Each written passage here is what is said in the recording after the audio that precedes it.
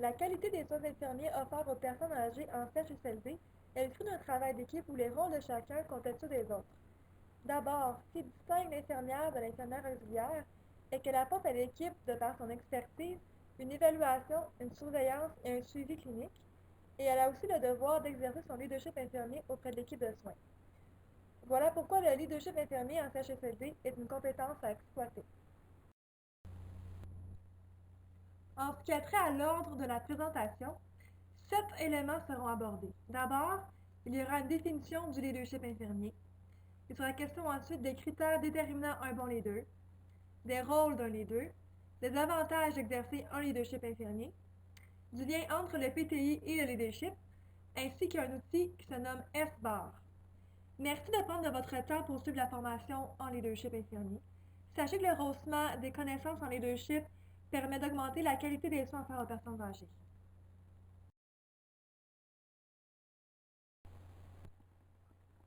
Le leadership infirmier se définit par la capacité d'un individu à mener ou à conduire d'autres individus ou organisations dans le but d'atteindre certains objectifs. Si le leadership dans le passé est associé intimement à la personnalité du leader et particulièrement à son charisme, beaucoup d'études récentes suggèrent une capacité apprise, fruit de l'expérience. Le leader a plusieurs rôles à assumer. D'abord, il doit détenir les connaissances de son champ clinique, donc il doit développer une expertise clinique.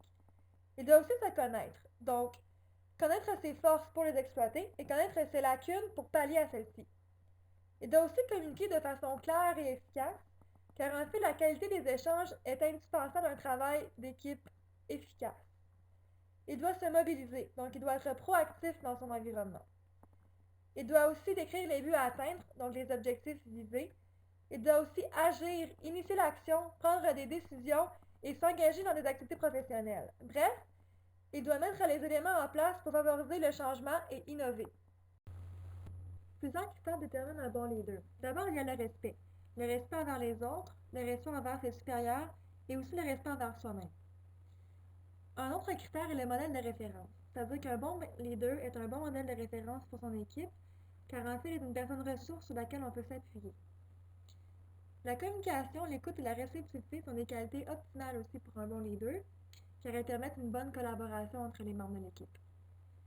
Un bon leader est aussi flexible, donc il permet de s'ajuster aux multiples imprévus, et comme vous le savez, les imprévus sont fréquents dans le domaine de la santé. Un bon leader est aussi créatif et innovateur. Il peut utiliser sa créativité dans la gestion de conflits ou encore dans la gestion de situations problématiques. Un bon leader est aussi négociateur, donc il peut négocier des meilleures conditions de travail, comme il peut négocier un terrain d'entente pour amener une équipe en équilibre suite à une problématique qui est survenue. La transparence et l'honnêteté sont aussi des qualités exemplaires pour un leader. Et aussi, finalement, la vision d'ensemble et de l'avenir fait partie des critères déterminant un bon leader, du fait qu'une perspective globale de son environnement permet de mieux diriger une équipe. Chacun se reconnaît dans ces différents critères, et ce, à plusieurs niveaux. L'idée derrière ça est de connaître les différents déterminants et d'exploiter ceux qui nous ressemblent davantage. Bref, il faut axer sur ses forces.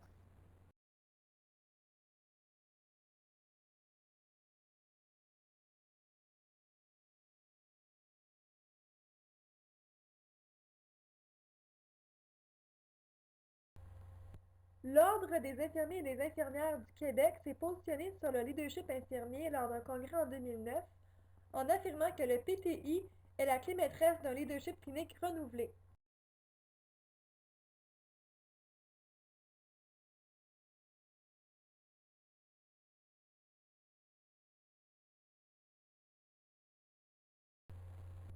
Le PTI est donc beaucoup plus qu'un moyen d'assurer la continuité des soins, car en fait, c'est un outil permettant d'exercer son leadership infirmier, et ce de plusieurs façons.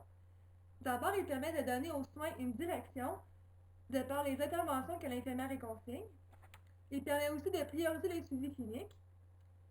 Il permet aussi de démontrer une autonomie professionnelle, car en fait, son contenu est le résultat d'une évaluation clinique qui fait partie du champ de compétences de l'infirmière et qui fait partie aussi de ses activités réservées.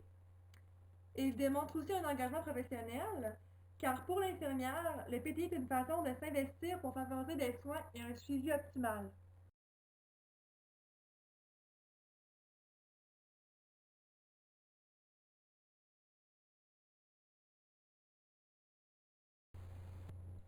Le PTI favorise aussi une coordination de l'équipe de soins et permet aussi une interdisciplinarité, car en fait, il implique d'autres professionnels de la santé. Il permet aussi une humanisation des soins en permettant d'individualiser les interventions face aux problématiques soulevées. Et finalement, il donne une notoriété à l'infirmière de par son pouvoir de délégation des tâches aux infirmières auxiliaires et aux préposés aux bénéficiaires.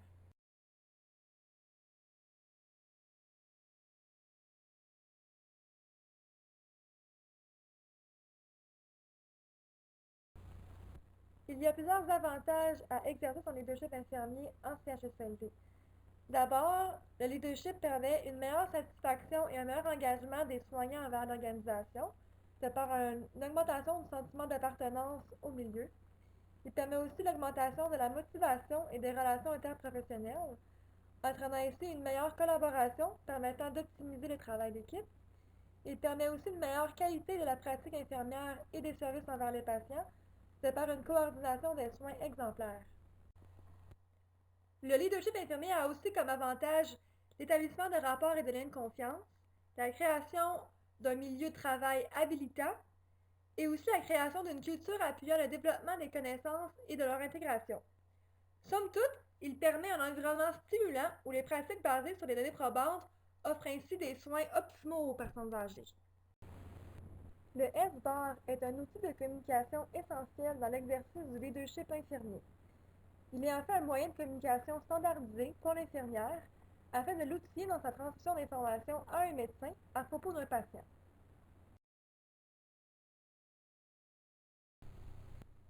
Le modèle de communication S-bar englobe donc tous les éléments essentiels à divulguer lorsqu'une situation demande l'appui d'un médecin. La première information à divulguer est la situation. Donc, premièrement, l'infirmière va se présenter au médecin, puis ensuite va donner le motif de l'appel. Le motif est souvent général, donc par exemple, il peut être la dégradation de l'état général d'un patient.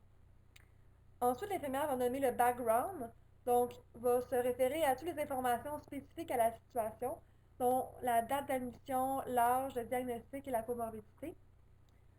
Ensuite, elle va divulguer au médecin son assessment, donc son évaluation, qui comprend les détails de son évaluation clinique, puis aussi qui comprend les changements depuis la dernière évaluation du patient. Finalement, elle va terminer par donner ses recommandations, donc elle va faire ses demandes, ses propositions en fonction de son évaluation clinique, puis aussi en fonction de son jugement clinique. En conclusion, vous avez maintenant les connaissances essentielles en main afin de rehausser votre leadership infirmier auprès de l'équipe soignante. Mais n'oubliez pas, le leadership infirmier s'acquiert par l'expérience. Un bon leader reste authentique à lui-même. Et n'oubliez pas, misez sur vos forces.